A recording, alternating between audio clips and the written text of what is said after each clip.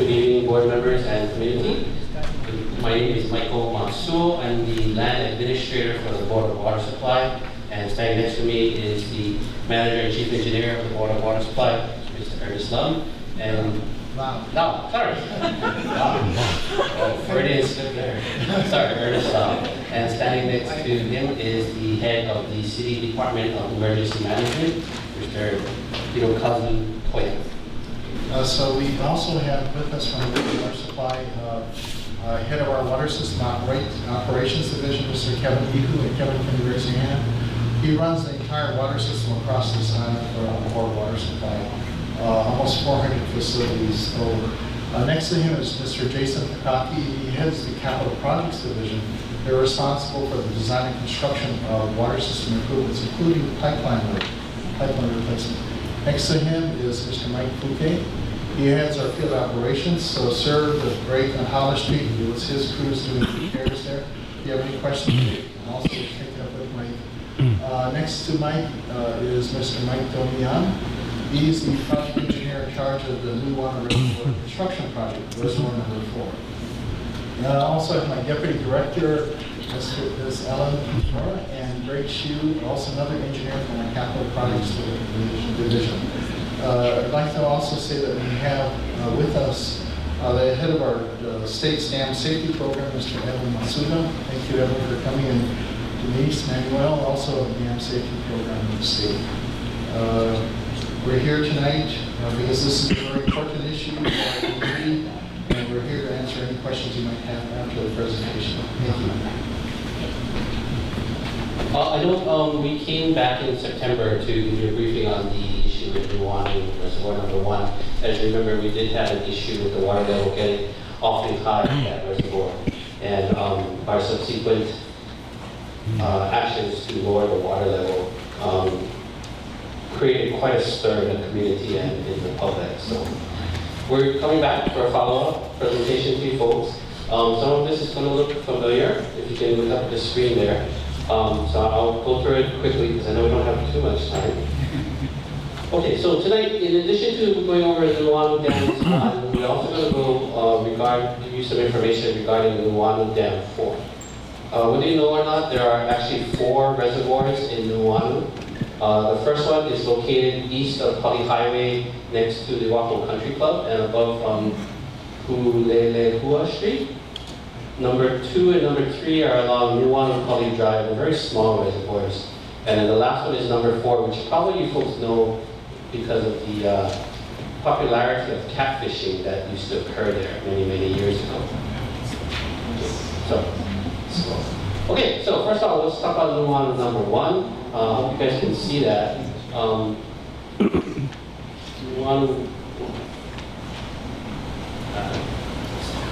Anyway, Nuuanu 1 is there. It's basically you got Pali Highway. Okay, my pointer's not working. Anyway, I think you can see Pali Highway, and Nuuanu 1 is to the left of it. Okay, it was constructed in 1899. Its original purpose was to provide water supply and hydroelectric power to the city of Honolulu. It's no longer used for that purpose, and its current function is as a degrees stormwater detention basin. In 2014, the state Evans Bank designated Nuuanu as a regulated dam. We are scheduling a design project to do dam improvements this fiscal year for about $100 million. There's the reservoir itself. As you can see, the dam is actually an earthen dam, meaning it's made out of soil, about 600 feet long, 34 feet high. On the left side, the black arrow shows the spillway, and the red line kind of delineates the reservoir pool itself. Okay, this kind of give you an idea of what happened in September. As you can see, we started out on September 10th with a level of about, I believe it was at 11 some odd feet, and we had 6 siphons or pipes that were in the reservoir. We were able to drain it down a little bit, but unfortunately, we had Olivia and Lane and Olivia come in pretty close proximity. So basically, we weren't able to keep up draining the water. So we got it down to a little bit, but on the night of the 12, we had about 8 inches of rain in Nuuanu. This was the remnants of Hurricane Lane, or Tropical Storm Lane at that point. And over the course of that evening, we saw a rise about maybe 6 feet, almost 6 feet. And so what we did was about 9 a.m., sorry, can't see the we brought in a pumper to start emergency pumping because apparently the inflow from the rain was causing us to see a large water rise and our siphons weren't able to keep up with it. So throughout the morning, it continued to rise steadily. It got close to about 16 feet. And as you can see there's a blue line above it called the spillway elevation. Yeah, that's where the earthen spillway is and where the water will start going. We try not to make it go through there because that's only an emergency way to drain water. So we started putting pumps on it. We put on 2 of our own pumps. We had more siphons going, and then we also had Honolulu Fire Department come in and bring, started with 2 pumps, and then we got it done 3 pumps. So we had basically 5 pumps and 12 siphons going. And pretty much we were able to knock it down, but as you can imagine, with a lot of water in the reservoir, it does take a while for it to catch up, even though we're running 5,000 GPM pumps and the siphons at about 500 and doubling that. So it does take a little while to go down, and we kept going over the next few days. HFD did have to remove their pumps, so we replaced it with another border water supply pump. We rented more pumps, and we kept going. So over the course of, it's like about 4 days or so, we were able to get the water level back down to where we normally keep it at an elevation of 381.51 feet. That's before and after shot. The quote on the top is what it looked like on the morning of the 13th or the 12th. As you can see, the water was pretty high. It was creeping up to the top of the dam. And the bottom picture is what we normally keep it at. Way a lot of difference. And you can see how much water was actually in there that we had to remove. Normally what we do, we can monitor the water level using a satellite remote gauge, which is that picture on the far side that the state was nice enough to install for us. We also have a security camera live feed, which you can use to take a look at the reservoir at any time of the day and night. It is have night vision, so we could actually see it at night. We also keep a careful watch on seepage at the toe of the dam. Because it's an earthen dam, what that means is you got a mound of dirt basically sitting on the ground. So water will get through it. So you have to kind of monitor to make sure that there's not a whole lot of water coming through. Okay, so normally this Nuuanu Reservoir number 1 doesn't have what we call an outlet works. So it doesn't really have a pipe or anything that we can use to drain it. The only way we could drain it is either using siphons, using pumps, or letting it go out the emergency spillway. Understanding that we are seeing increased storms coming through with a lot of rainfall, we decided to take the proactive step of installing more siphons. So what you see there, those white pipes, actually act like a drainage system. What will happen is the pipes continue to the left and go down into the reservoir pool. The water gets pumped out through a siphon system and is discharged down at the bottom. And then it makes its way to a little brook that passes down to Old Country Club Road. So those 4 siphons you see there are 3-inch pipes, and they have a capacity of about 400 to 500 gallons per minute. And just to give you an idea of how that works, a couple weeks ago we did have quite a bit of rain, which caused the water level to rise. We were able to knock down the reservoir pipe of about 4 feet in about 36 hours using those siphons. So they are working. What you see here is the proposed evacuation zone for Nuuanu Reservoir number 1 that goes actually all the way down to Honolulu Harbor. We created this map in conjunction with both the city and the state. Okay, let's go to Nuuanu number 4. This is the one everybody knows about, and Brandon, I know you know about this one. What you see there is Nuuanu Reservoir number 4. It was used for fishing some years ago, but we've since stopped doing that. Okay, this one was built in 1910, one of the last reservoirs and the largest of the 4 in the Nuuanu Valley, and it was rebuilt in 1933 due to some significant leakage. And again, its purpose was to provide water supply and hydroelectric power to the city of Honolulu. It's no longer used for that, and instead it's basically flood control for the Nuuanu Valley and Honolulu. It was designated a regulated dam in the 2000s, and we currently have a $5.8 million dam improvement project going on at the Nuuanu number 4, which began in November of 2017. Basically what we're doing is we're fixing the car to make it run. And you can see there all the different things we're doing. This project is under the control of Mike Domion and Greg Shu and Jason Takaki in the Capital Improvements Project. Capital Projects Division, sorry. Okay, this is what Nuuanu 4 looks like. The yellow line is the dam itself. It's 66 feet high. It's a little more than 2,000 feet long. The orange line on the right side is the spillway part. A portion of it is paved, and then it's grass, and the water would drain to Lulumahu Stream, which would connect with Nuuanu Stream just below the dam itself. The blue line you see in the middle is what we call an outlet works. That's a 24-inch drain line that connects to the intake tower in the reservoir itself. I think everybody knows the intake tower is what everybody used to jump off of a lot of times. Anyway, and the water would go through 3 gates in that tower and then drop down to this 24-inch pipe, which goes underneath the dam itself and outlets, and then water from that reaches Nuuanu Street. Okay, we do constant monitoring of this reservoir as well. We remote monitor the reservoir water level using the computer software in the office. We continue to watch for seepage because, again, this is an earthen dam. It's sitting underground. Water will get out. We measure water level in the embankment itself. Again, because it's an earth embankment, water will pass through it. And we also measure turbidity and leakage in the outlet tunnel where the drain line is located.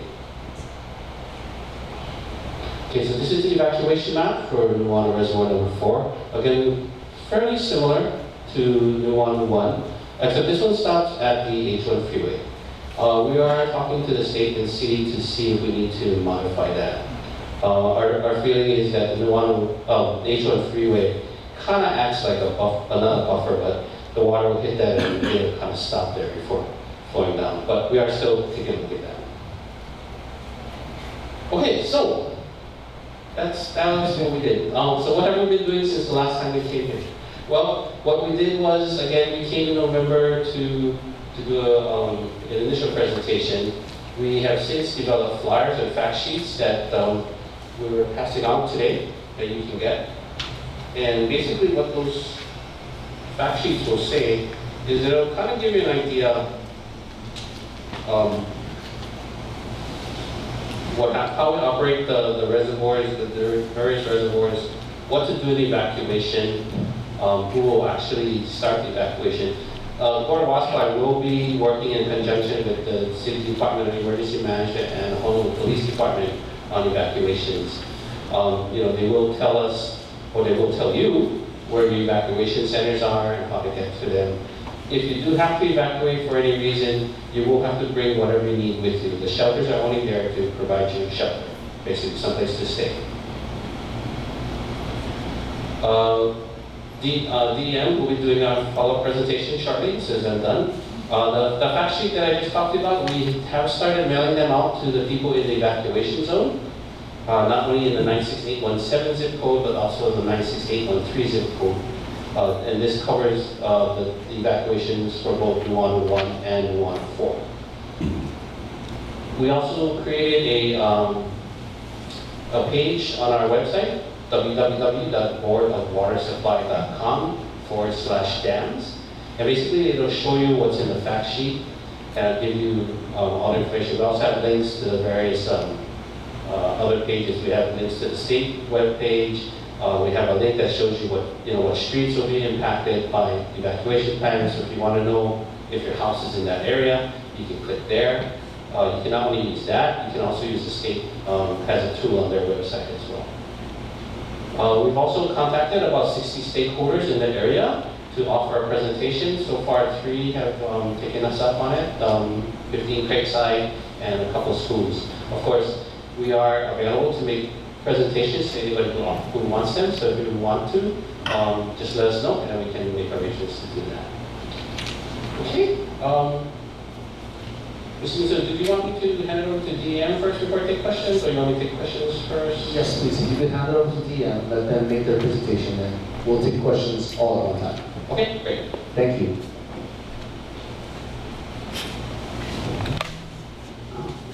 Good evening, Vice Chair Matsuda, board members, and community members. My name is Hiro Toya. I'm the director for the City and County of Honolulu Department of Emergency Management. My department is responsible for coordinating the city's actions for preparing for, responding to, and recovering from disasters. And one of our key partners is the Board of Water Supply. And we work with all of our stakeholders to do what we need to do. So we deal with all kinds of hazards here. Of course, hurricanes, tsunamis, and flash floods being some of the top hazards that we think of here. But we deal with all kinds of other stuff, right? Don't worry, you're not going to get tested on this. Not a comprehensive list, but just some examples of the types of hazards that we deal with. We do have the city's emergency operations center that was actually activated over the weekend in response to the high wind warning and also the high surf condition. This is the physical location in which we coordinate our actions during emergencies. And as you can see, Mayor Caldwell is quite engaged during emergencies, and he's available during emergencies to give us direction and provide us with guidance, as well as his presence to the public. So we do have a structure inside the EOC. Don't mean to bore you with this diagram, but what I'm trying to convey here is that we have a structure in place to try to deal with the chaos that is natural disasters. So we have a system in place to coordinate with all of our partners. And inside the EOC, we're doing information sharing, we're coordinating our actions, developing strategies, and we're getting policy and direction from Mayor and his cabinet. But also in communication with all the city departments as well as the state's emergency operations center. And so, this is not a command and control diagram. The governor and the state of Hawaii is in a supporting role when it comes to emergencies. All emergencies start at the county level and end at the county level. But we can get assistance from the state and the federal government if we request for it.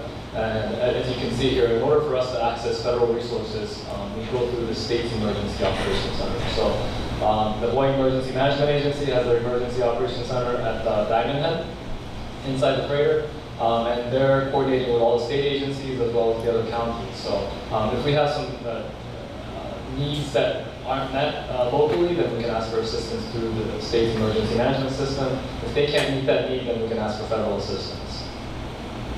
All right, so we're here talking about the Nuuanu Reservoir number 1 and number 4. So, of course, we deal with all kinds of hazards, so I'm not an expert on dams.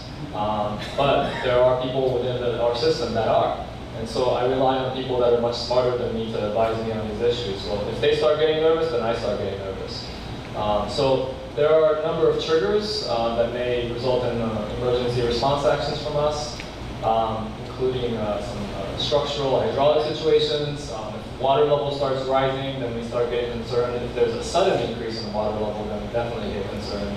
Or if there could be some kind of vandalism or man-made threat to these structures as well. So once the threat is elevated, then we will activate the city's EOC so we can better coordinate our actions. And we'll be doing a closer monitoring of the situation, reaching out to the public, doing emergency public information. And we might begin coordinating evacuation actions, but that is in preparation for just in case we need to pull the trigger. So that's what you saw during the aftermath of Tropical Storm Olivia, is that we were making some preparation in the event that evacuations were needed. But as you saw from Mike's presentation, you saw the diagram, the water level going up, it gets to the spillway, and it gets to the evacuation level, and it gets to the crest. So we're making these decisions well ahead of that time when it actually gets to that point, so that we can have our actions ready and also notify the public in a timely manner. Okay, so possible triggers for evacuation: if the water reaches a certain level, or if the dams are compromised, and if the experts are advising us that the failure might be occurring, then we will coordinate evacuation with the city's response agencies. So some URLs for the evacuation zone maps. We always say for emergency preparedness to make a plan, build a kit, and stay informed. So making a plan means knowing what hazards can affect you, right? So now Board of Water Supply has publish this map. You can take a look at that and know what else can potentially affect you. Now, these are low probability events, but these are things you should know so that you're not surprised when an emergency is happening. Here's that same map that Mike showed earlier. So what would happen during this evacuation is that, of course, Board of Water Supply, in this case for Nuuanu number 1 and number 4, would work with Department of Emergency Management and the other city agencies to coordinate this. If it becomes necessary, DM will coordinate with the fire department, police department, and our reserve corps to notify the public. We'll actually physically go out to the community to do the notifications. This could happen during, there's different scenarios this could happen in, right? This could happen during a tropical cyclone event, it could happen during a heavy rain event, or if it's a man-made event, then it could be a short notice type situation. So the sheltering that occurs is a little bit scenario dependent. So, on a blue sky day like today, I can't tell you where the shelter might be that you would go to for evacuation from Nuuanu number 1 and number 4. But the main thing is that you get out of the evacuation zone. Regardless of, don't worry about where the shelter is, just get out of the evacuation zone, because if the water's coming down, you just got to get out and worry about where you're going to go next. But you do want to make sure that you're prepared to evacuate if that's needed. So have your emergency supplies, food, water, medication. We have a whole list of things you should have in your emergency supplies that's published on our website. Okay. We do have a notification system, so in addition to our emergency responders going into the neighborhoods, you can tune into radio stations, KSSK here on Oahu, also NOAA weather radio.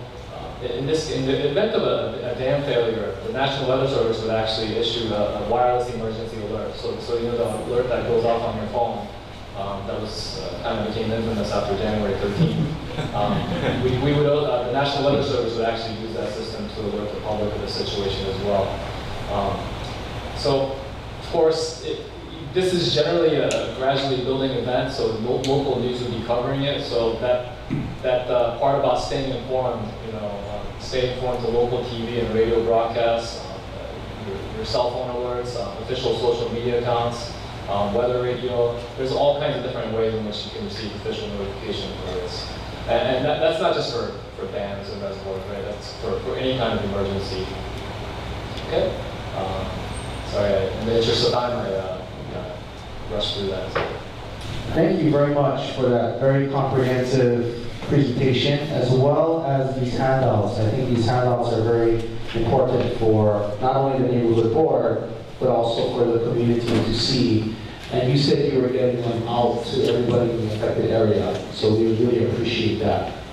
All right, ladies and gentlemen on the board, are there any questions for our presenters? Yes, go ahead, Dale.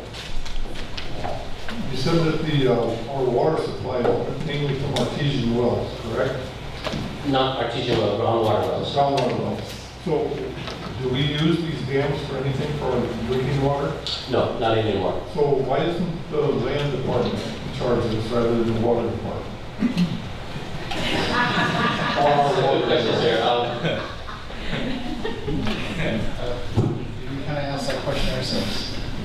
But when they were first built, they were meant for water supply and electric power, hydroelectricity in this area. This goes back almost 100 years when the first reservoir was built. Yeah, sorry about that. So we have approached other agencies about taking over responsibility for maintenance, and basically right now it's sort of like a detention reservoirs that help mitigate some of the effects of flooding, or tries to reduce some of the effects of flooding, but it's not, I want to make it clear, we don't drink this water. It comes from clean wells or tunnels, tunnel sources or shafts. But my question is, who pays for all this? And the liability, who's liable? Liability is with the Board of Water Supply, and it's with our, it is something that we have inherited from over 100 years ago when these facilities were built. And we have not been able to transfer ownership of these dams or reservoirs. So that is something to think about. when you build something like this, you need to look at the long-term costs to maintain these facilities, and it isn't, it's not an inexpensive proposition. Thank you. Thank you for that answer. Ladies and gentlemen of the board, any further questions? Yes, go ahead. Oh, sorry. First of all, I appreciate the outreach. My flyer did come today. I appreciate the presentations. I think what happened a couple months ago was a much of a communication issue as it was an engineering issue. So I appreciate the outreach. Having said that, as a non-engineer, I still have an engineering-related question. And that is, as a non-engineer, it's my understanding that a spillway is to take away the excess water. So when the water is approaching the spillway and a response is we need to pump it out, that makes me wonder if either the spillway isn't being maintained properly and therefore we're afraid to use it, or there are engineering problems with the spillway and we need to redesign it. Can you help me with that? For Nuuanu 1, the spillway is a dirt, basically a dirt spillway, and it is functional. But you understand that the spillway itself wasn't designed to accommodate the large flow that would come into the reservoir itself. So what we're going to be doing with this design project is actually we're going to make improvements to the spillway to make it not dirt, but to make it concrete lined. So it'll function better, and it'll have enough capacity to take the water through out the reservoir. Okay, so it's a design issue at number one. Yes. Okay, so once that's fixed, do you perceive in this situation again having to pump or not? Or would the spillway take care of it? Well, the other thing that we're going to be doing with the dam improvement project, Nuuanu 1, is we're also building a drain line like they have at Nuuanu Reservoir number 4. So that'll help us to not use the spillway. The spillway is good to remove water in emergency purposes, but we don't want to do it as much as possible because once it goes over the spillway, it's kind of uncontrolled when it comes out, and we will be impacting downstream residences. So, and even with the pumping to a certain extent, we do have a little bit of control on that. It's just that we just wanted to make sure that because it is a dirt spillway, we didn't want it to get destroyed or unusable for future. And so therefore we decided to start pumping instead. Great. Any other questions? Yes, go ahead. Hi, just wanted to echo the thanks to all the Board of Water Supply people for being here for the presentation. Is it a significant portion of your budget to maintain these reservoirs?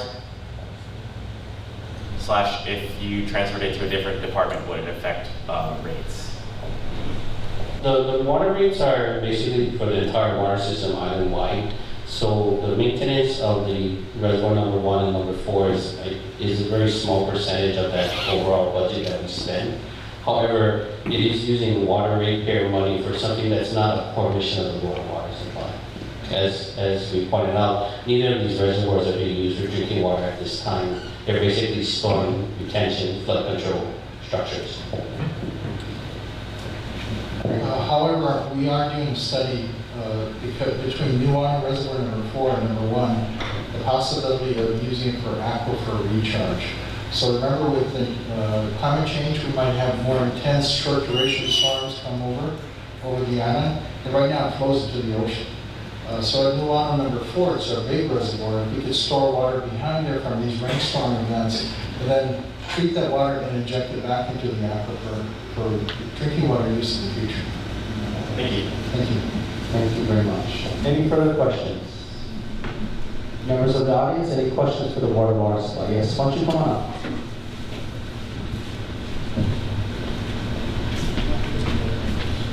My question, or actually my request, is in 2 parts. The first one is, you said that these 2 dams are regulated dams. So I'm guessing, right, that they have regular inspections for integrity, right? So I was requesting that you make presentations to the board on those inspections that occur. That's one.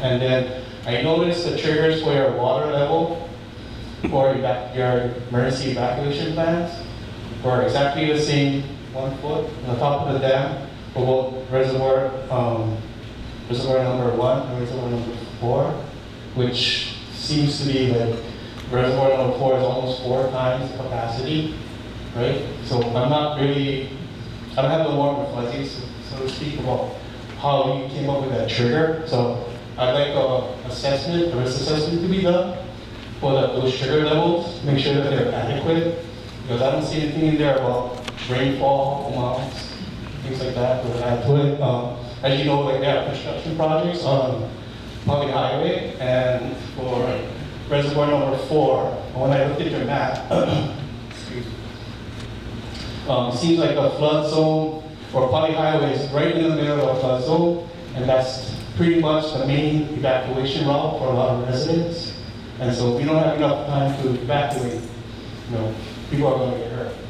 So I'd like an assessment done, a real assessment done, to make sure that those trigger levels are adequate. Just real quickly on the trigger levels, we are actually doing a review of the emergency action plans for both reservoir number 1 and number 4. So that's a very good question. And it's like Hiro said, the director of EMM, it's when do we actually trigger the communication to the community to do an evacuation? Because it also is a factor of how quickly can the community reasonably evacuate out of an area that potentially could be flooded by a failure of the dam. And it's kind of a precautionary approach. Do we need 3 hours, do we need 4 hours to achieve that? So when you actually set that action in motion, depending on the water level behind the dam. So it's a very good question. Thank you. Thank you very much for that. Any further questions from the audience? Great. Well, thank you very much for your presentation. And if we have any further questions, we know how to get in contact with all of you. You do, Chair. Yes, thank you so much. Thank you.